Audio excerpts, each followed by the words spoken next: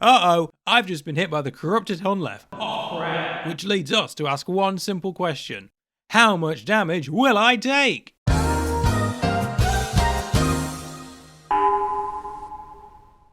One thing I love to do is overanalyze the game design behind RuneScape, and recently I've been thinking about damage numbers. For every time a monster could hit you, someone somewhere had to decide how much that damage was going to be, or at least potentially be, since damage is almost always random in this game. Let's assume you're targeting players with around 80 plus hit points and you're designing a new boss. You want to decide how much damage each of the new attacks is going to deal. I like to think you'd put those damage numbers into 4 main categories. In your 1 to 20 range is your chip damage, sometimes referred to as ready salted crisps damage in the UK. This is damage that comes in a few flavours. It can come from some threat in the fight that you have to deal with as quickly as possible, such as the rat minions at Scurrius, or from something that hits you in quick succession because you're doing something wrong, such as standing in Zebak's acid pools, or the unavoidable type that hits you no matter what you do, such as getting hit on prayer at Vardorvis. This is the type of damage people complain about the most because it feels unfair to take damage when you've done nothing wrong. Taking damage is often seen as a punishment for making a mistake, and for larger hits that is true, which we will get onto later, but that's not the only thing damage is for. Unavoidable damage in this low range is there to create 2 main things: pressure on your supplies and pressure on your hit points. The first is a necessary evil designed to make sure your boss trips aren't all 100 kc long. If you only ever took damage when you made a mistake, it would be fairly easy for a lot of skilled players to camp a boss for eternity using no supplies at all. The drops on that boss would devalue faster due to the faster slaying from the longer trips, and the supply market would also lose demand as people don't need to buy sharks or brews anymore as long as they can get good. The second is to make the fight itself more interesting. We may not think of eating food as an interesting mechanic, but there is real decision making required about when you choose to click the shark during the fight. We all know that eating the food slows down your next attack by 3 ticks, which in turn reduces your DPS for every piece of food you eat. So you're incentivized to not eat for as long as possible to keep your DPS up and get faster kills. But the longer you leave it, the lower your hit points get, the more likely you are to die, especially if you make a mistake and get hit by one of the bigger hitsplats down the line. It's a classic risk versus reward design, and without it, I promise a lot of fights would be a lot less interesting. So next time you take unavoidable damage, don't take it too personally, it's just business. Next up, in the 20 to 30 range, is what I'm calling defense check damage. Similarly to prawn cocktail crisps damage, you will often take this when you've done nothing wrong, but you usually take it at a less frequent rate, as the attack isn't usually accurate enough to hit you anywhere close to 100% of the time, as long as you have good enough defenses, that is. The damage is also low enough that a single piece of quality food will cover all or most of the damage taken, so it's not too hard to keep up your HP with good enough food.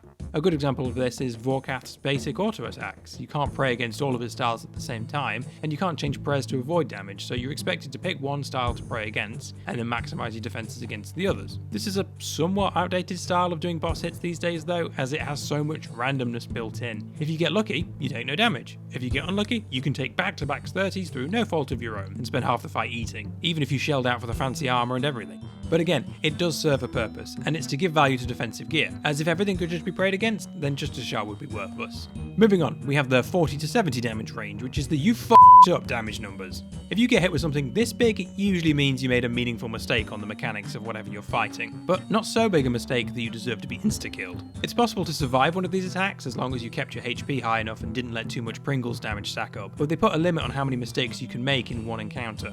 Good examples of hits in this range are everywhere. Babaz throwing boulders, getting hit by Hunlef off prayer, getting hit by Moosepower off prayer, getting hit by Nightmare off prayer. The whole Zulrah fight would be a perfect example of this if they hadn't given her the ability to randomly f*** you right in your big shiny ass with a 41 over and over again while your friends and family watch from the corner. Yeah, there's a reason people complain about that attack. The damage is high enough to be in that you made a mistake territory, but actually has no real way of avoiding it. 2015 was a different time. Anyway, now we get to the final category, which is the 70 to 99 and beyond damage range. These are your insta-kill mechanics. While it may be technically possible to survive some of these hits by keeping yourself at max HP or brewing over that, you're not expected to live. These usually come from attacks that are slow enough and obvious enough that missing them is considered a critical failure, and you're expected to master them in order to beat the boss. Jad would be the poster child for this sort of damage. If you get one prayer change wrong, he can hit you for over 90, which is well over the max HP most players will have when trying to fight him. So the game is asking for nothing short of perfection from you if you want to get that fire cape. This is considered fine though, because his attacks are super slow at 8 ticks apart, and he has a long distinctive wind up for each of his attacks that give you plenty of chance to respond, as long as you know what you're doing. Other examples are Vorkath's Dragonfire Bomb Attack, which comes in slowly enough that you really shouldn't be getting hit by it, although don't worry, I have died to it plenty of times. And the Nightmare's Parasites, which can be negated just by clicking the right potion. Since these mechanics are so simple to avoid, it's not generally expected that you will die to them, but when they exist alongside other stacking mechanics, they create a sort of hierarchy of threats you have to deal with and prioritize. You must get your prayer right at Jad, or you'll die, but you also need to deal with the healers at the same time. On their own, neither of these mechanics is very difficult, but put together it creates quite an interesting challenge. So that's what I'm defining as the 4 main damage categories. Of course there will be exceptions to these and the lines between them will be inherently fuzzy, and of course these numbers will change if you're talking about bosses designed to be completed by players with higher or lower hit points, but I'd say it's a good starting guideline.